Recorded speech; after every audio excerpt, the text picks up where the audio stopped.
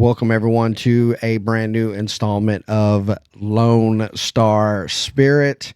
Today's episode is going to be a bit of a supersized episode. I've got a lot of things I would like to cover in this particular video. We're going to start off with some of the footage that I got from the Chappell Hill Bluebonnet Festival last weekend. And before we get into that, I just want to say it is great to see how big this festival has really become. It was a little bit overwhelming, a lot mind-blowing, and I do have some great footage to share with you on that. We're also going to talk about the Civil War movie. I got a chance to see that earlier last week. I believe it was on Wednesday. I went out and saw that movie. I do have some things I need to get off my chest about that movie, but we're going to be talking about that as well in this episode. A couple other things we're going to talk about is the Texas talks that I got to be a part of from the Texas State Historical Association and the amazing work that they are doing at the Alamo. And there are some big changes coming to the Alamo. And from what I can gather, from what I heard, everything is going to be a very positive change. Also, at the end of this video, so I beg you to stay all the way to the end of the video, I came across this little Facebook reel that I thought deserved some attention. And I think this gentleman in the video really highlights who and what Texans are. So without any further ado, let's go ahead and get into Lone Star Spirit.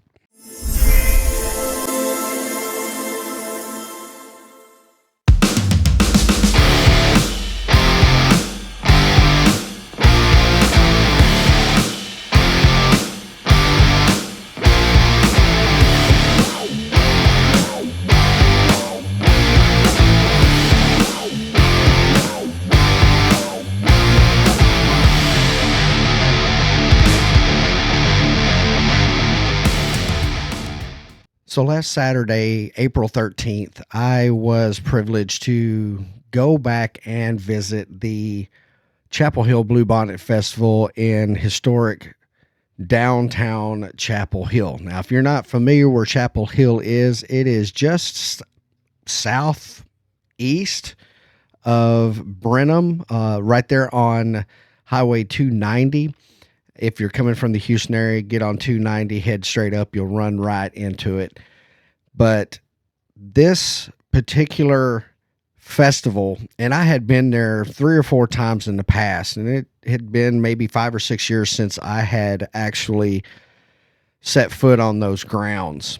And just the sheer size of this festival was amazing. And I could not remember, and I thought for days and days, what was the festival like when I was going.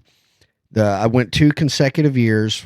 I was in a cover band, and we actually performed at the Bluebonnet Festival a couple of different times. But this particular festival was just absolutely amazing. They had great vendors, live music, the whole 9 yards. And I walked away with a couple of hats. This one says, "Make Texas a country again." And just the support that the vendors showed, the support that the people who came to the festival showed for the festival was mind-blowing. It put a big smile on my face. There was a lot of patriotism. There was a lot of Texas pride there. It was just an amazing, amazing day. And I will be sharing the video footage that I have detailing my walkthrough. And unfortunately, I didn't get to walk through the entire grounds, but hopefully you'll be able to see just how big this festival is and just how small of a town Chappell Hill is. I mean, it pretty much took the entire town over. It was ridiculously just mind-blowing. So let's go ahead and get into that footage from the Bluebonnet Festival. We are here at the Chappell Hill Bluebonnet Festival, and needless to say, I've been walking around just trying to kind of scope everything out, and it's mind-blowing, folks. It really is. I remember coming here 6 years ago and being in a band called Providence Ironworks and playing gigs, you know, 3-4 hour gigs with maybe a 10 or 15 minute break every 2 hours, and the turnout was phenomenal then. But now it's mind-blowing, folks. I'm telling you, it is mind-blowing, the mass that this festival brings in. And the admission is free. You pay $10 to park, and it's wonderful. I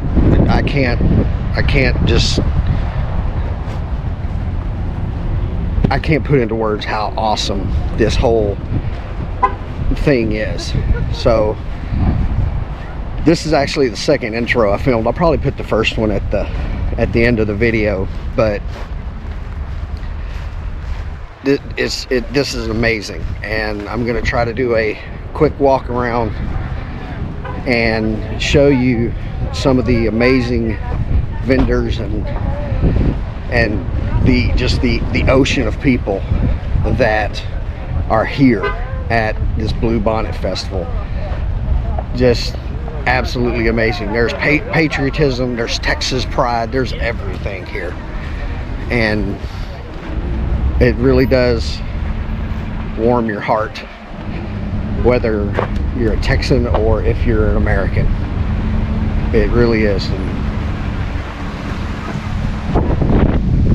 want to thank the city of Chappell Hill, Washington County Sheriff's Department, Brenham Police Department, the city of Brenham. They've done a fantastic job here. But I'm going to show you some cool things here, and hopefully you can get an appreciation of what this thing is really all about, and some of the amazing creative people that make this so special. And just take it all in. Like I said, we've got some amazing vendors out here, and there is an absolute sea of people out here.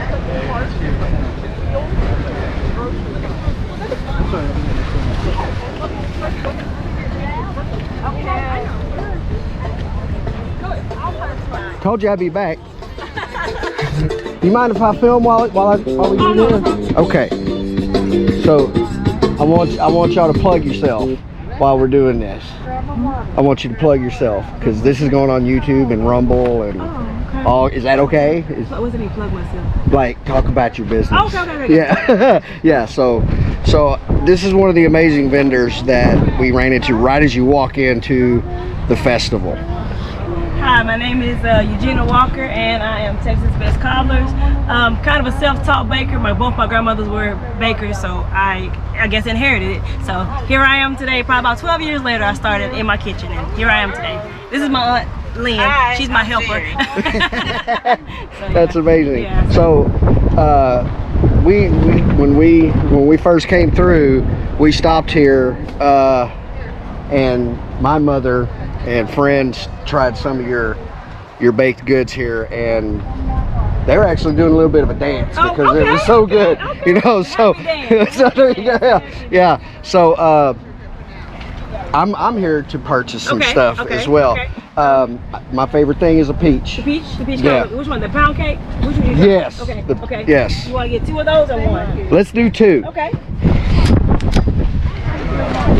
Let's suck it to me. So look in the box. Got a nice spot here. This is peach cobbler. This is peach cobbler as well. All right.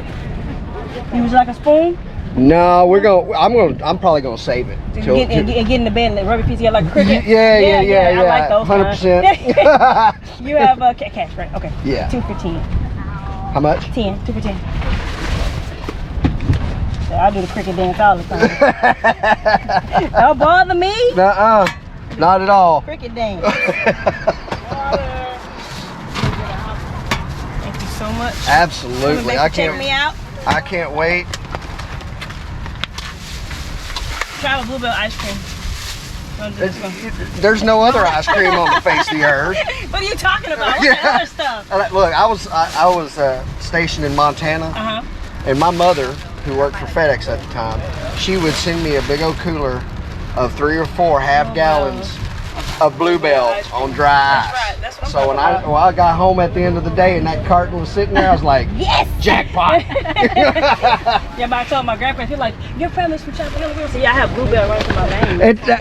100%. 100%. Okay. But thank you very much. So much. I appreciate it. And again, what did you buy? I bought the peach cobbler pound cake. Yes, sir. Yes. So Texas Best Cobblers. Check them out. Check me out. That's right. 100%. Thank you. Thank you, ladies. Appreciate it. Thank y'all for coming out here and making this so amazing. Thank you. Appreciate it. Y'all have a great day. Thank you. So yeah, it's people like that. These are true blue Texans, and you just can't be better than a true blue Texan.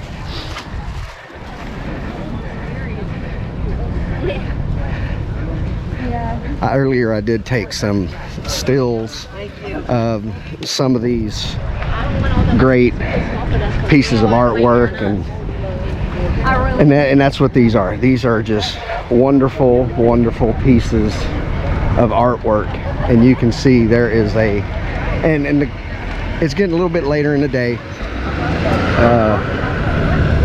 Check and see actually what time it is. It is currently 2:45 in the afternoon, and this thing wraps up for the day about 6 o'clock. But you can see here again, you've got just an amazing assortment of vendors, crafts, different products, foods, and it's on both sides of the street. Funnel cakes, popcorn, shaved ice, you name it, it's here. Corn dogs, hamburgers, everything is here. And they actually have food scattered throughout, but there's actually a food court as well. And it's Texas pride, it's American pride, it's everything that a festival like this should be.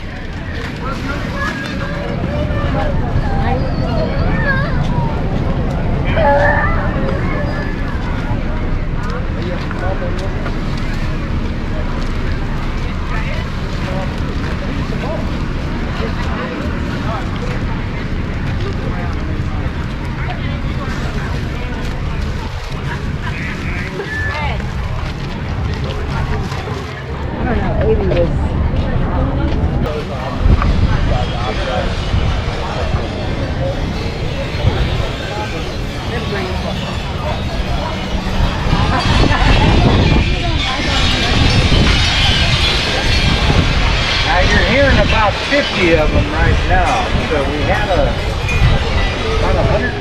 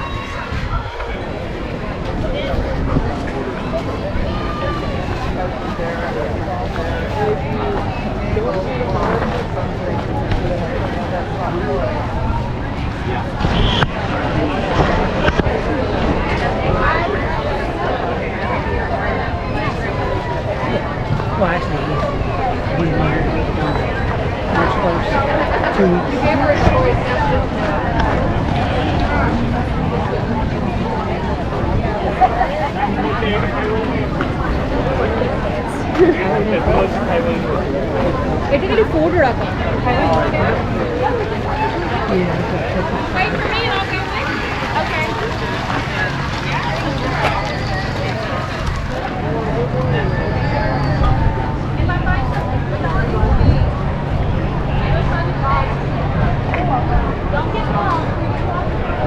Here we go. This is a Texas marker. On March 2nd, 1836, Texas declared her independence from Mexico. Wild Comanches roamed the plains. And I'm reading this from a distance. Rangers protected the frontier settlements. This building was not here yet. That's pretty awesome. I love that. You can see it is a absolute sea of people here in downtown Chappell Hill. And you got the History Museum here.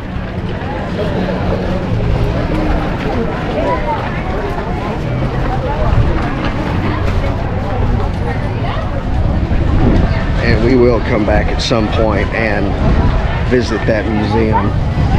I have to take maybe, like take maybe 3 days off and just actually come here, go to Washington on the Brazos, go back to Brenham, and check all this amazing history and the amazing people that are in this area out.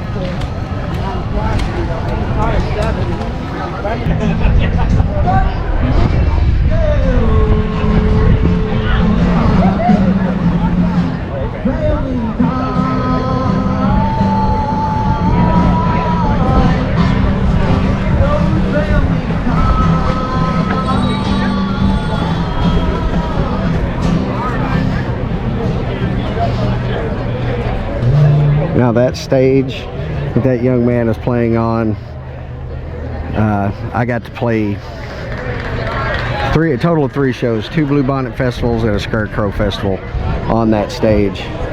So I've got a special kinship with that stage right there. Wish I had some video of that to show to all of you, but fortunately it don't.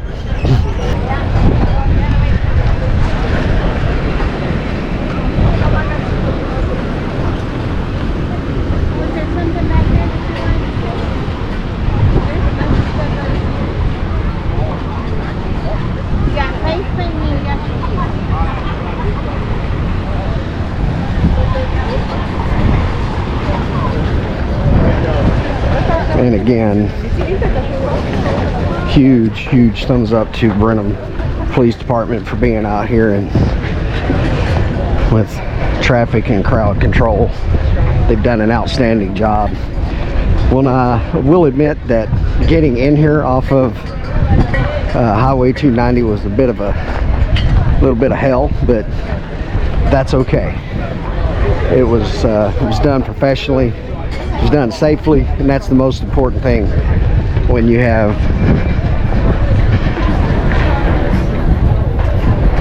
big events like this. You can tell this is a very much pro-Trump type of event, and I'm sure there's some that despise the man, and again, you have every right to, but might be a little short-sighted on your part. That one's real good. Food court, like I said, there's a little bit of everything here, and this is the whole thing has just been absolutely 100% amazing. And again, if you have not been, you've never been to the Bluebonnet Festival, you 100% need to take time next spring, next April, and be here for this amazing event. And to be honest with you, a little bit of a time crunch right now, but I think we got a view of about half of it. there's so much amazing things here, and like I said, we'll be back. We will be back for the actual historical aspect of this. But I have no words. I really don't have any words for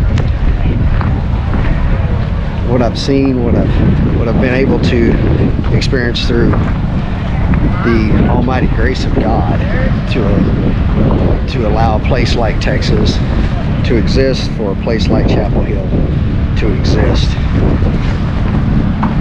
So that's it from Chappell Hill Bluebonnet Festival. Again, kudos to the city of Chappell Hill, city of Brenham, Washington County Sheriff's Department, Brenham Fire Department, Brenham Police. They've done just an outstanding job in making sure that this is a very family-friendly event, and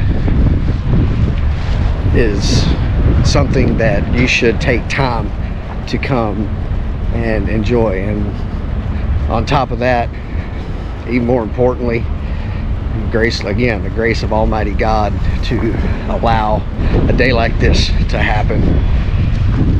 Beautiful day.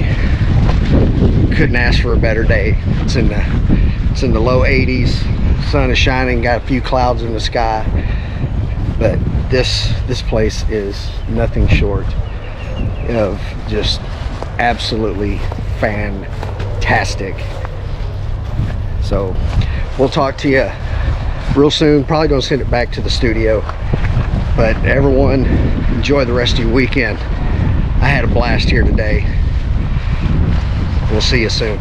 Now I hope you can actually get an idea of just how big this Bluebonnet Festival is. It was mind-blowing on my part. I did not expect to see this big of a turnout, this many vendors, all of the amazing things that they had at this Bluebonnet Festival. So next year, if you have the free time on a Saturday, on Saturday and Sunday, when the Bluebonnet Festival comes around next April, make sure you set aside time to go ahead and visit the Bluebonnet Festival in historic downtown Chappell Hill.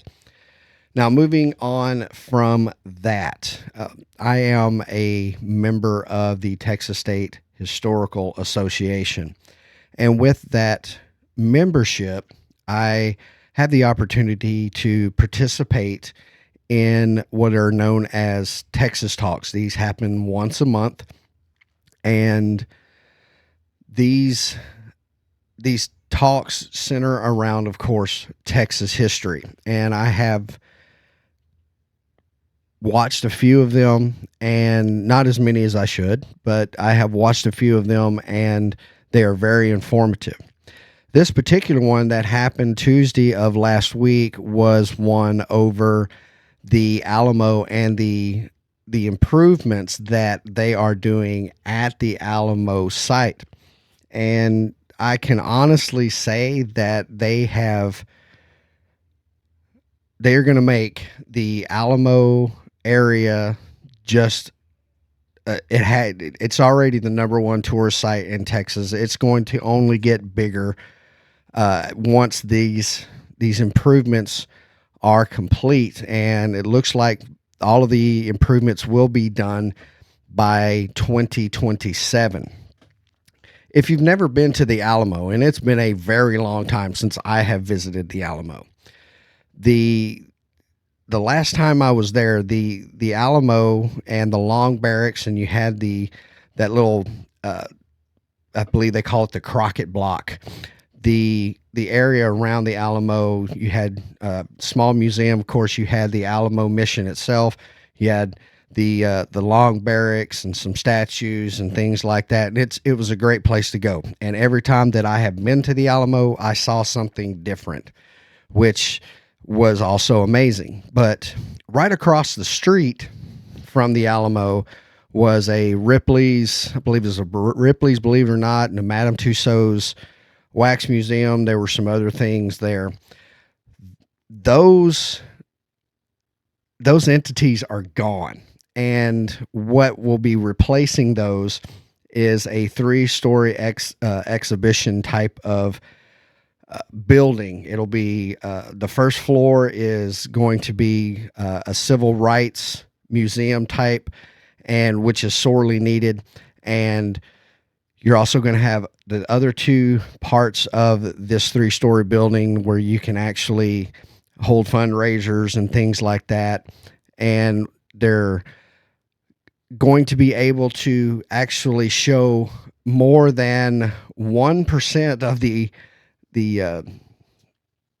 artifacts that they have from the Alamo.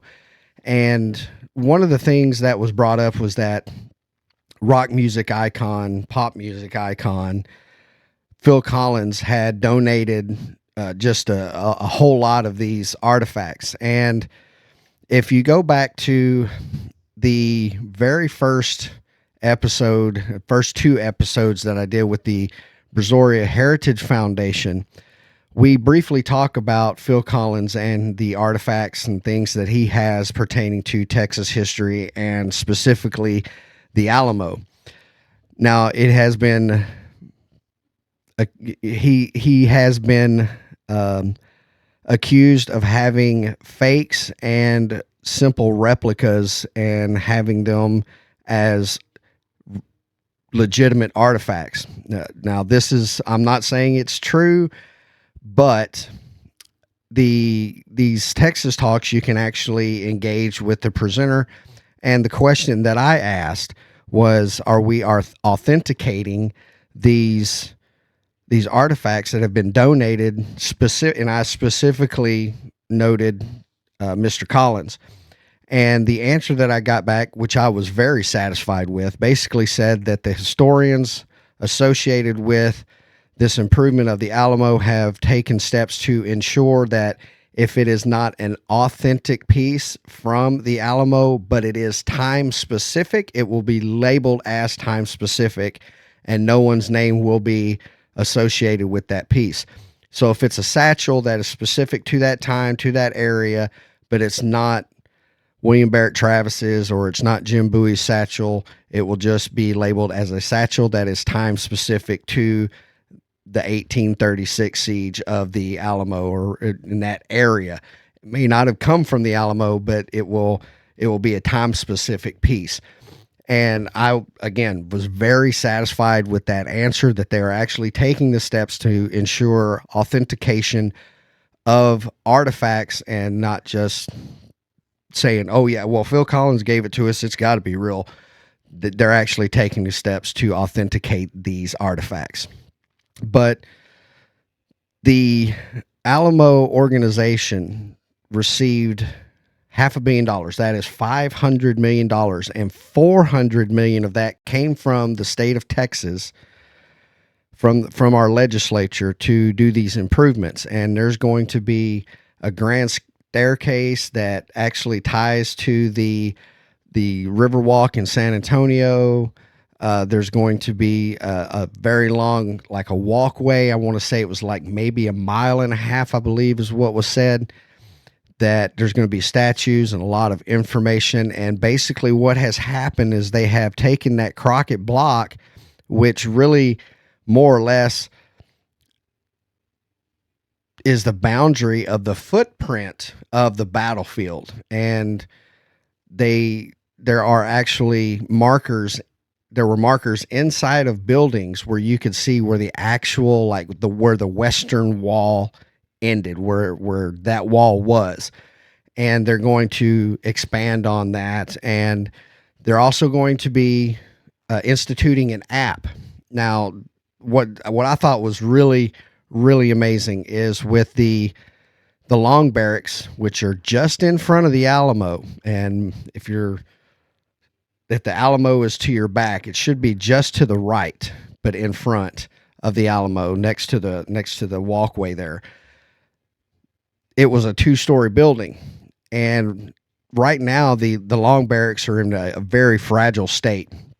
So what they're going to be doing is using an app that you can bring your phone up, look at the long barracks, and it will show you like a CGI or 3D rendering of what the long barracks looked like, which I think is really great. I think it's a great use of technology, especially tying history to maybe the younger population, our youngsters that are learning about Texas history. This will be a great tool for them. There's also going to be a place for field trips where the kids can actually go and eat and have a place to relax during these long field trips that are going to be going on. Also, they're just doing an amazing job, and I just wanted to bring those up and also kind of plug the Texas State Historical Association. If you are a fan of Texas history, want to learn more about Texas history, I recommend that you consider becoming a member of that organization. And what I'll do is I will actually the website and everything over here on the other side of the screen, so you can actually, if that's something you want to explore, you can go to their website and check that out.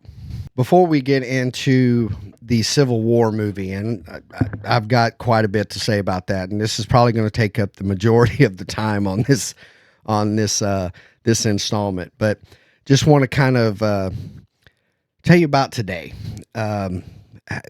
Today was supposed to be a really exciting weekend for me. As some of you may know, I am a fan of women's fast pitch softball. My mother played softball until she just couldn't anymore, and I have had a love for softball for pretty much my entire life. And unfortunately, there's not an actual like big professional fast pitch softball association, unfortunately. But so the only thing that I have to fill that softball itch is the college softball. And we were planning on going to the Texas A&M Ole Miss game earlier today, and got our tickets. We were going to get up at the butt crack of dawn and get ready and head out, get to the game. It would be my first live game.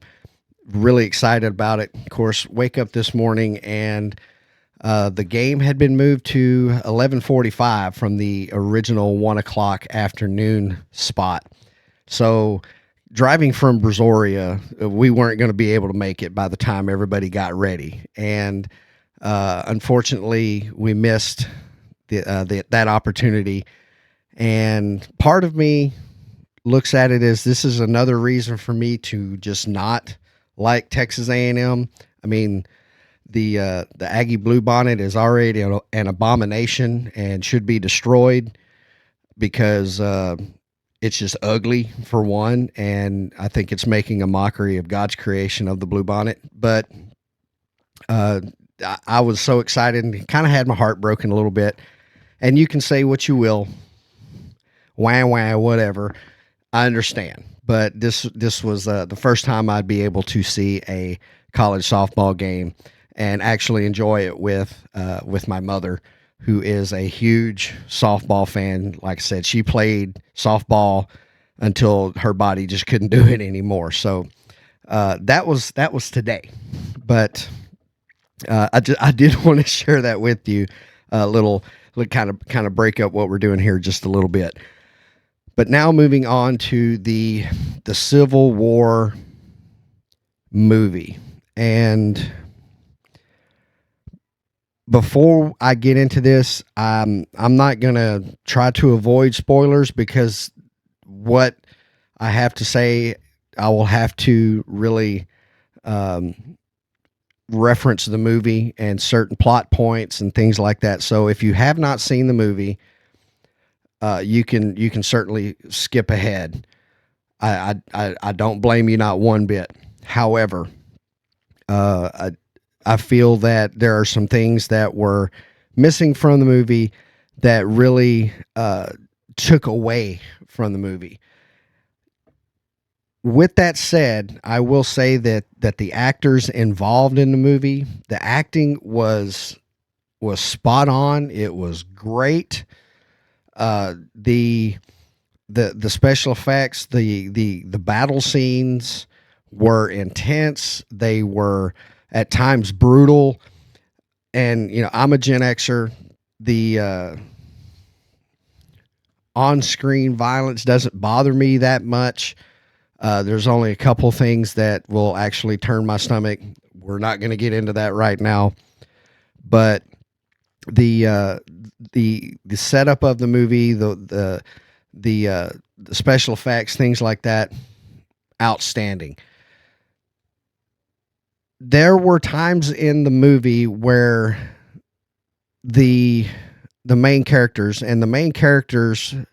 there's three and a very large supporting character, but there are three main characters that the movie kind of revolves around. And two of them are photojournalists and the other two are like print journalists, and it is established maybe about a quarter of the way into the movie that they work for the Reuters news organization.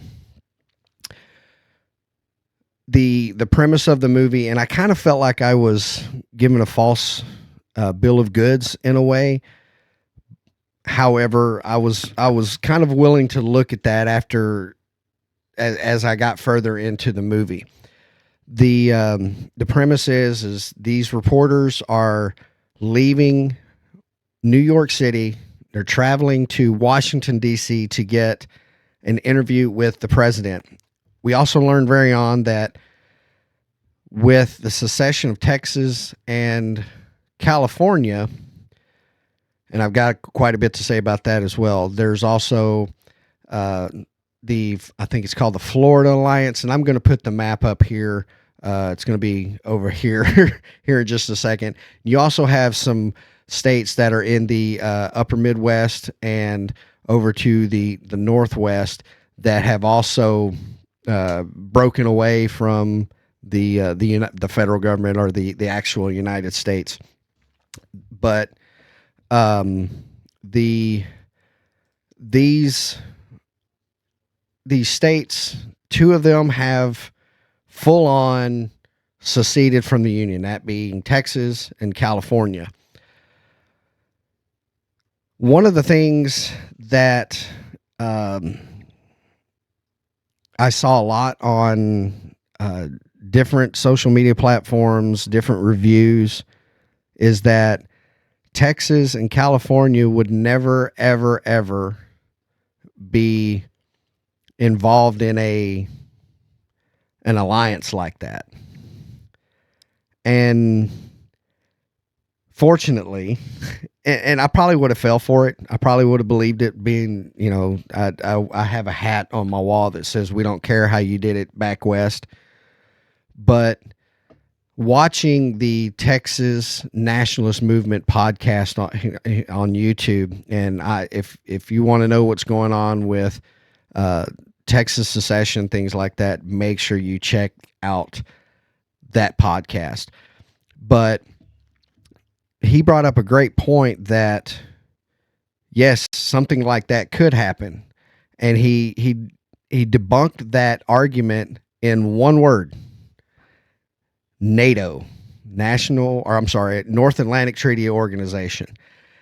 You can't tell me that the countries in Europe and us that are part of NATO agree on everything, because we don't. England and Florida don't, or Florida, England and France don't agree on everything, but there is that mutual protection type of treaty that is there, that if one is attacked, the rest of them are going to stand up for them. So it's something along those lines that brings California and Texas together. But what we find as we go through this movie is that a lot of the constitutional protections that we have no longer exist. We are told through dialogue that any journalist, any reporter, photojournalist, whether it's one of the big networks, if it's one of the major news organizations, print organizations, New York Times, Reuters, AP, whoever it may be, these reporters, if they're trying to get an interview with the president, are shot on sight. So freedom of the press has been, for all intents and purposes, snuffed out. Also, one of the things that is mentioned is that the president in the movie has abolished the Federal Bureau of Investigation, which also was something that Trump, in a couple of his campaign stops, had mentioned that they would get rid of the FBI and rebuild from scratch. So a lot of the more left-leaning pundits, talking boxes, have compared the Civil War president character with Trump, calling him Little Trump or Mini Trump or something like, or Trumpy, that's what it is. They're calling him Trumpy. But these journalists are bound and determined to go interview the president. Of course, they have their misadventures, and one of the actors that is in this movie pretty much is, the only thing I can call him is a scene stealer. And that gentleman is Jesse Plemons. And he is actually on the cover of the latest Texas Monthly magazine. Don't judge me. I read it for more of a comedic value than anything else. However, he is a scene stealer. And in one of the scenes, it becomes blatantly obvious that a lot of the civil rights, unfortunately, the way I took it was a lot of the, if you're not the right kind of American, you're not worth anything. And I felt that was, kind of smart, it was something that needed to be inserted in there as a possibility of, if something like this, a civil war, was to break down, it would be all's fair in love and war. And then, as you can see, you've got the Texas, California, Western Alliance. You've got your Florida contingent, and you've got your upper Midwest area there on the map. But it erupts into just utter chaos when it comes to the country as a whole. And there's pockets within their trip from New York to Washington, D.C., where people act like they carry on their lives as normal. Yes, there's a civil war going on, but they carry on. And you actually find that not all is what it seems. And have you ever, and another thing that just, it kind of took me out of the movie a little bit was, have you ever been to a movie where the soundtrack or the music playing in the background during a specific scene just took you completely out of the scene, or ruined a song for you, or anything like that? Case in point is Wayne's World completely destroyed Bohemian Rhapsody for me. Just that song is completely ruined for me because of Wayne's World. And I know that's something silly and stupid, but there were times in the movie where the soundtrack that was playing during an action scene or something like that completely did not fit what was going on. So I chalked that up to either the music director was short-sighted or didn't care.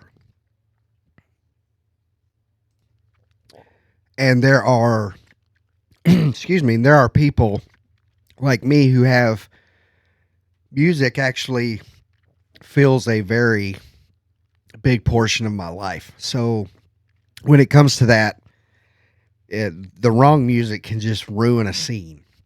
There were also times when you didn't know who was fighting who. And you really don't get that kind of more or less figured out until about 3/4 of the way of the movie. Now, as I said earlier, the fight scenes, the battle scenes, outstanding. The sound of the guns and the explosions were incredibly loud and felt very realistic. Which the all of the actors, all of the production of it, the sound effects, the special effects, massive kudos to all of those individuals. The movie ends with the death of the president. And one thing that seems to be a driving force with these journalists throughout the entire movie is the plan is to get an interview with the president, get at least one good quote, and document it on film. And the way the movie ended, I was kind of conflicted. Being just, to me, Texas is the only place that I could ever see myself living. I'm one of those crazy diehard Texans that I think we're the best and all that stuff. And yeah, maybe I take it to the extreme sometimes. So part of me walked out of the movie being, yeah, okay, we kicked ass and we won, and at the end of the day, and blah blah blah. And then as I was walking away from the actual movie theater, walking out to my car, I just kept feeling this intense feeling that if something like this was to happen, there would be complete, utter chaos in what we now call the United States of America. It also got me thinking on another subject, and that is I have probably, at least over the last 10 to 15 years, I have heard individuals ask Bible scholars and theologians and preachers and pastors, where is America mentioned in Bible prophecy? And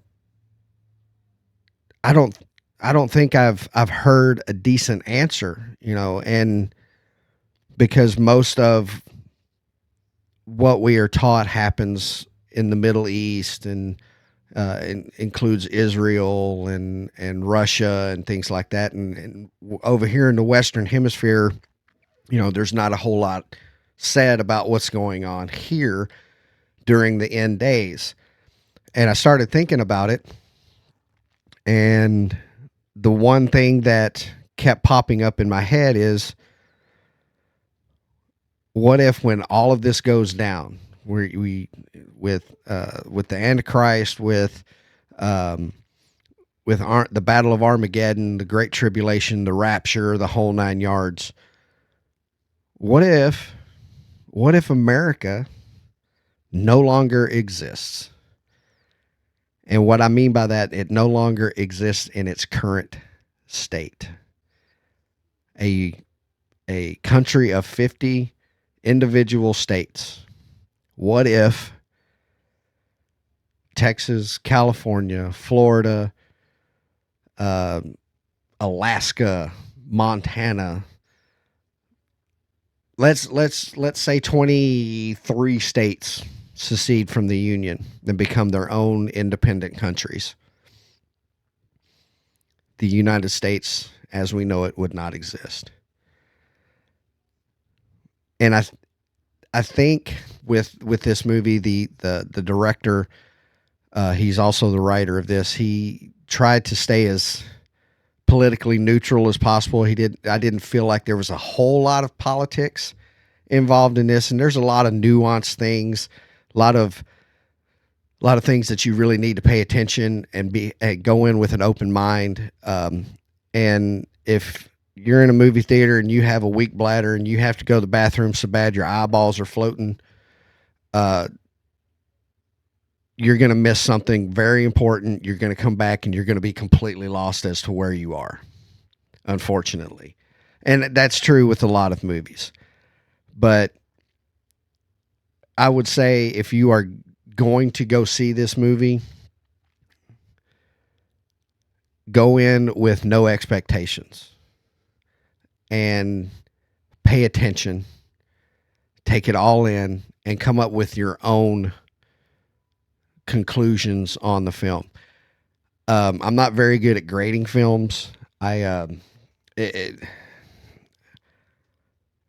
I do it like a scale of 1 to 10. I would probably give this movie a 5. Knowing what I know now after the fact, I probably wouldn't have spent the money to go see this movie. I'd probably just waited for it to come out on Netflix or whatever streaming platforms it decides to be released on. So that's my view of Civil War. And one other thing, and I do think this is somewhat important. Building up to the last push by the Western Alliance into Washington, D.C., you see their staging area. And it appears to be, and I really couldn't tell if they were F-35s or F-22s. These were 5th generation stealth aircraft that were being flown by the Western Alliance. One thing that just kind of kept popping off in my head is those weapon systems don't belong to the states as far as I know. And if I'm wrong, I'm wrong. I'll admit it. But I do not think that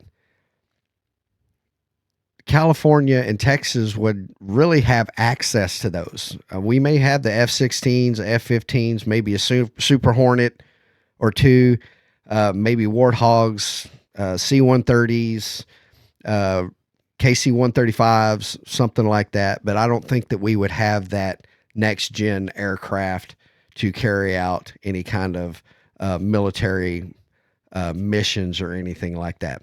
Again, I could be wrong, but if I am, I will certainly admit to it. And if I have to eat a little bit of crow, I will eat a little bit of crow. All right, for the last little bit of of this episode, I wanted to do something kind of fun and kind of take the vinegar out of the last probably 20 minutes of this that I just did. Basically just crapping on the movie. I came across a video reel on Facebook, and I don't normally spend a whole lot of time on Facebook. I go there to post that I've got a new video out, and that's probably not helping that I'm not more active on social media, whether it be Facebook, Instagram. I'm definitely not posting anything on X. But I come across this, and I just thought it was it was so awesome that I had to share it with all of you in case you have not seen it. And I believe that this gentleman that did it, it comes from a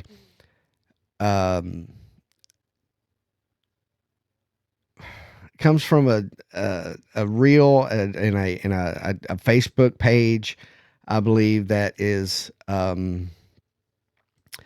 it's called Englishman in Texas, or the Englishman in Texas.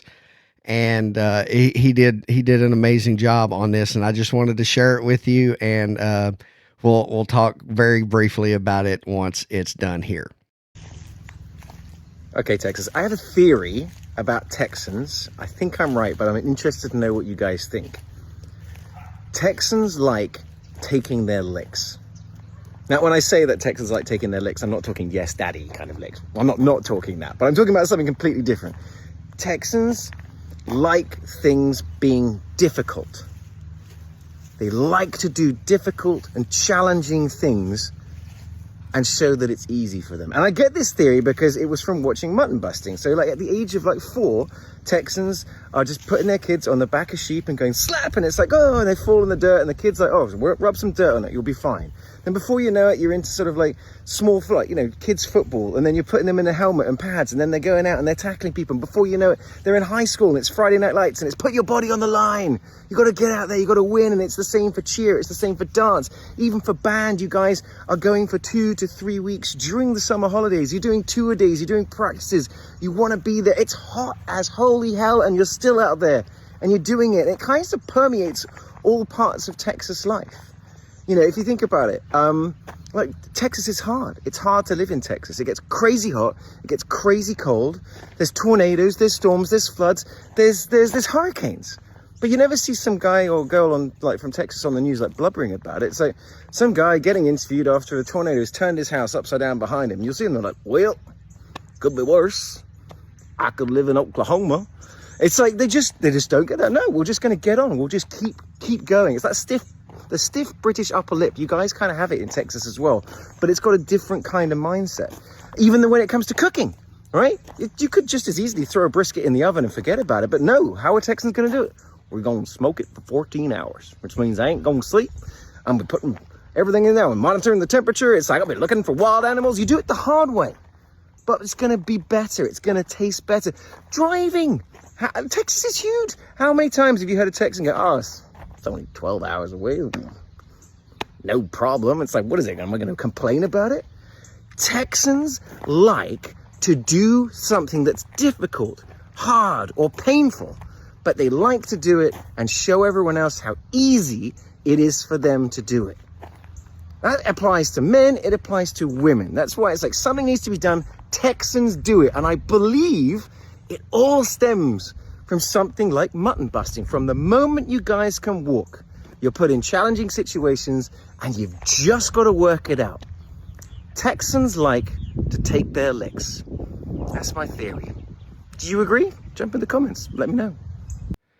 Now, some of us have been called crazy, but just simply because we are native Texans, or we moved to Texas from another state or another country, and we have embraced the Texas lifestyle. But I think he really encompassed the true spirit of what Texas and Texans are. We typically try to do hard things and make it look easy. And I loved his comparison. It starts with the mutton busting. And if you've ever been to a rodeo and seen mutton busting, you see those 4, 5, 6-year-old kids out there holding on for dear life on those sheep.